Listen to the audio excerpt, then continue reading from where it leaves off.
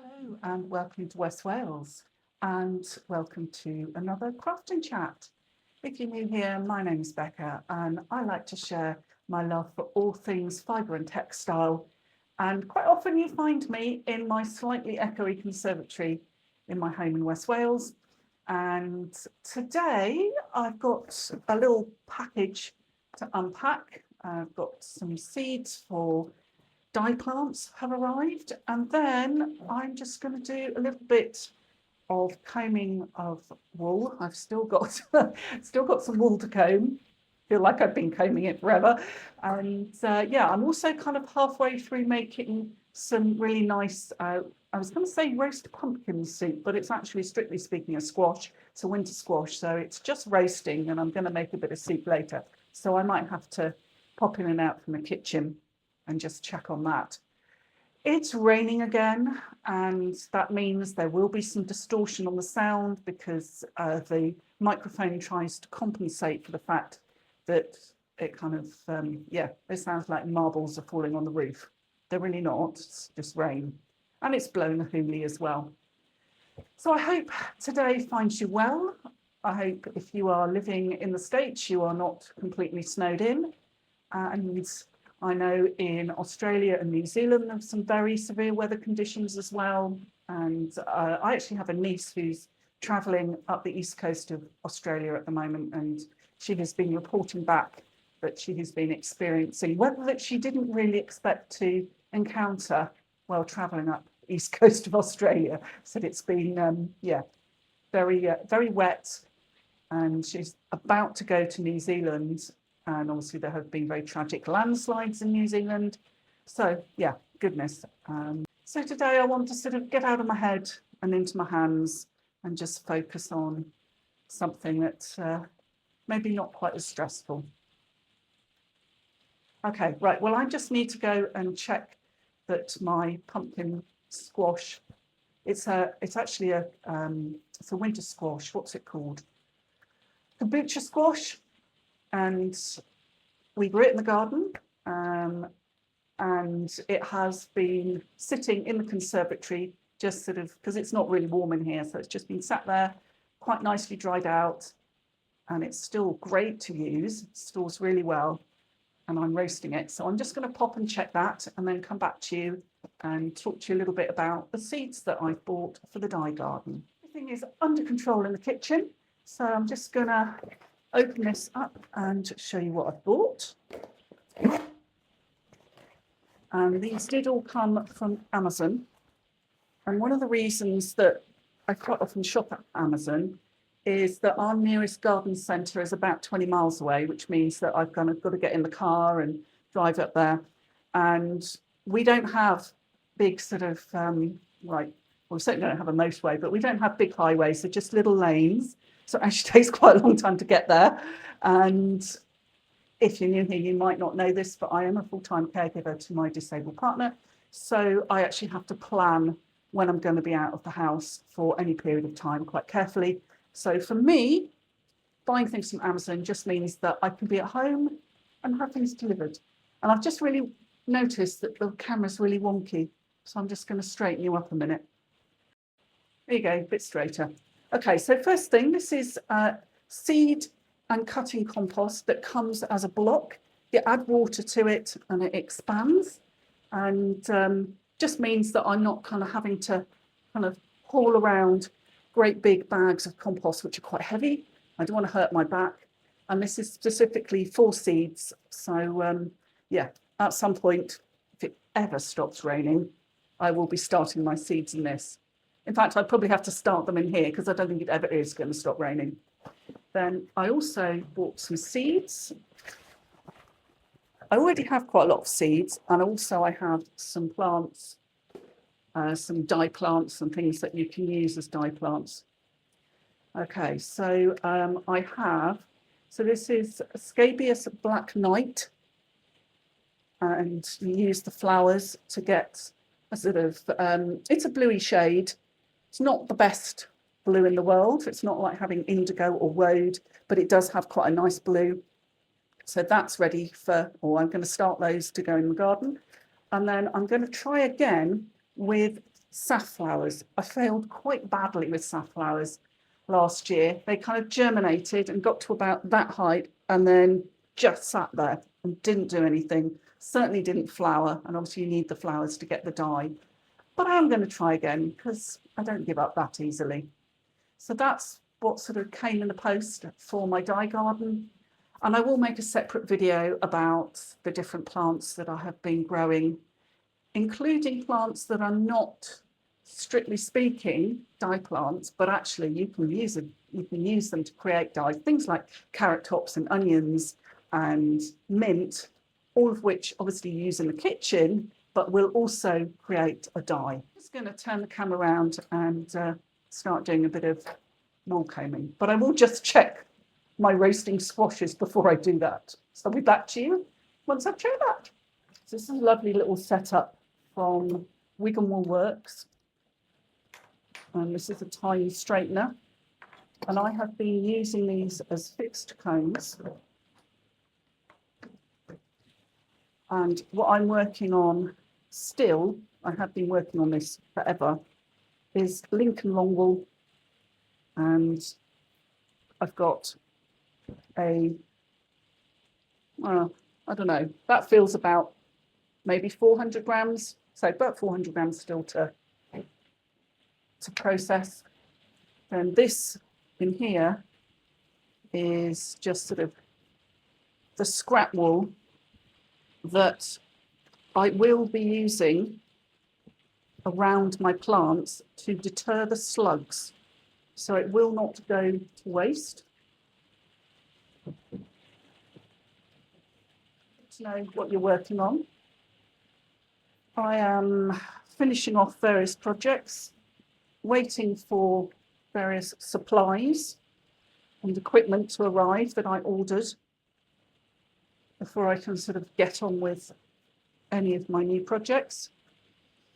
And the dye garden, well, I kind of need it to stop raining. There you go. Right. A little bit more on, I think.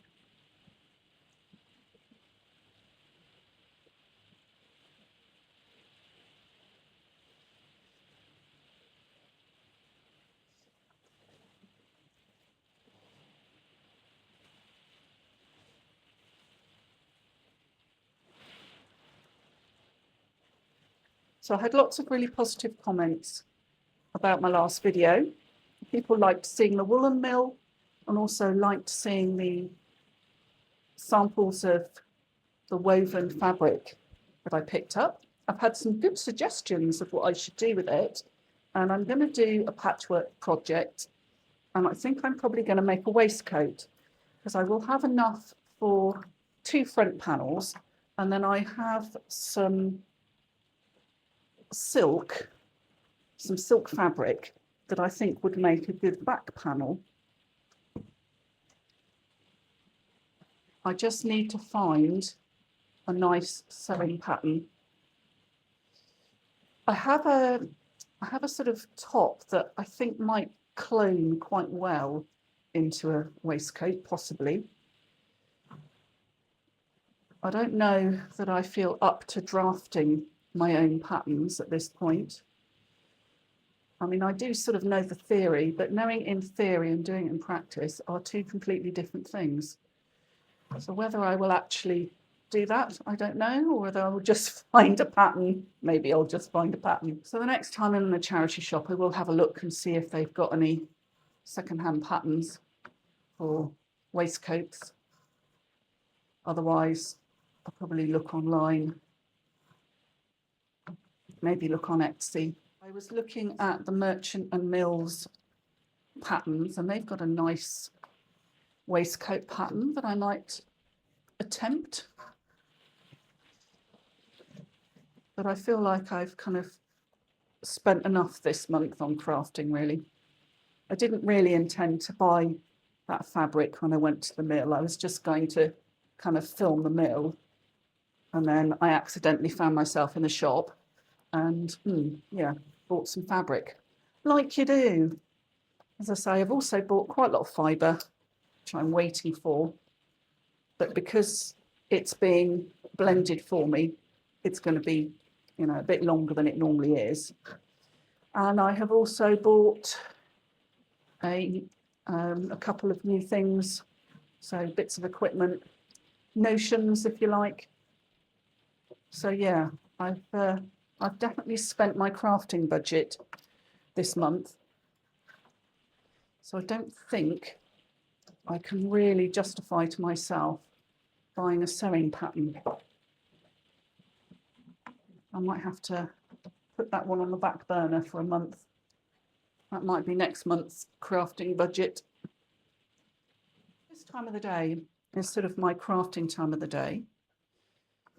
I have done my morning chores, and as I say, I've started to make soup, which we will eat tonight. And I have got some bread left, but I quite fancy making some more bread.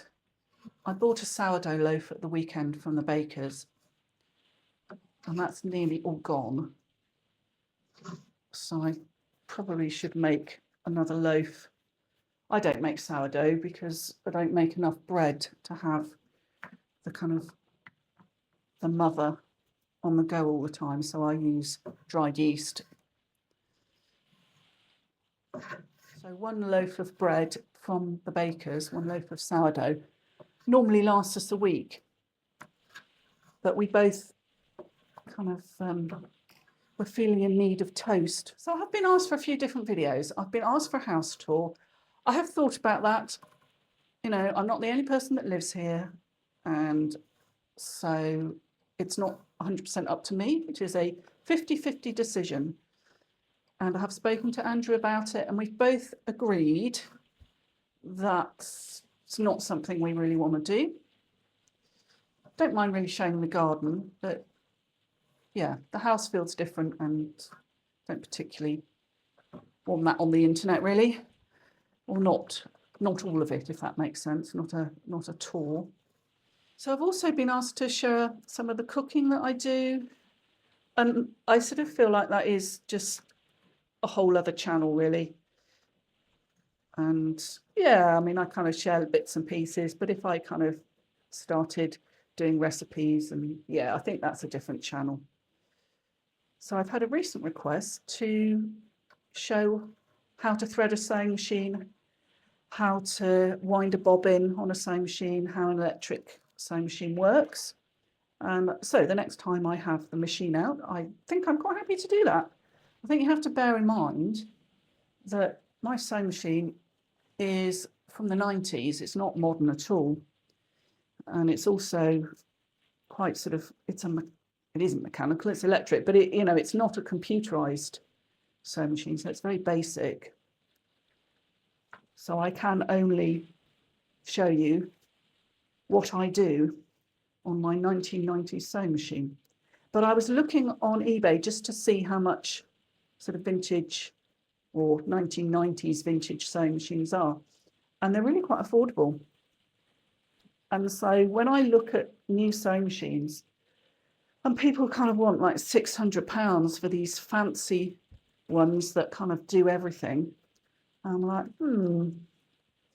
I think I'll just stick with what I've got. So maybe I could do a kind of just a tutorial. So if you've bought an old 1990s sewing machine, how they kind of work. So I learned to sew on a mixture of my mum's sewing machine, which she was given as a wedding present in the 1960s, and also then sewing machines at school. And at school, we learned to sew on 1980s Viking machines. And they were not fancy. They did straight stitch and versions of zigzag. And that's about it, really. But they were very sturdy. And I mean, they're probably still going to this day, I should think. So yeah, I'm quite happy to do that, but just with the kind of the proviso that I only know what I know. And that's all I can share, isn't it? I can't kind of put myself out there as some great sewing machine expert, because I'm really not.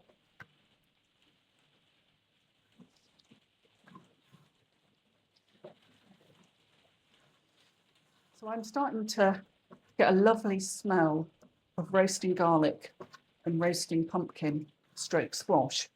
So I am going to have to go and check that it is all sort of underway. Probably need to just turn them around a little bit because I did chunks, well, not chunks, slices. So I probably just need to check that it's all going okay. I'm really not sure how much of this video you're going to be able to hear because I tell you, the rain on this roof is so noisy, so noisy. Anyway, I'm going to go and check the pumpkin and come back to you. The garlic's ready, so the garlic is out. It's all roasted and lovely and squidgy and yummy. The slices of pumpkin still need another sort of 5 minutes or so before they're completely kind of soft and squidgy and ready for making soup. I've just got this little bit of fibre just to finish combing, so I'm going to do that. So, my friend, I will see you in 3 days' time. Bye for now and stay safe and warm.